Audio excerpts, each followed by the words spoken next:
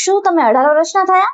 અભિનંદન, હવે તમે દેશના ભવિષ્ય માટે વોટ આપી શકો છો. પણ શું તમે જાણો છો, ગુજરાતના નવા સૂચિત નિયમો મુજબ તમે તમારા જીવનસાથીને પસંદ કરવામાં નાના ગણાઈ શકો છો. ભારતીય બંધારણનો આર્ટિકલ 21 તમને જીવનસાથી પસંદ કરવાની સ્વતંત્રતા આપે છે.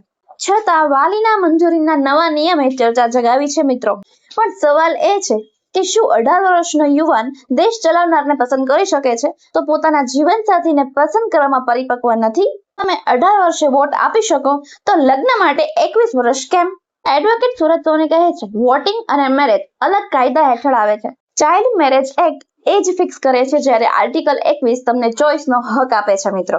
આ વાત બહુ લોકો જાણતા નથી. તમારું શું કહેવું છે? આ કાયદો યોગ્ય છે કે નહીં? કમેન્ટમાં જરૂરથી જણાવજો.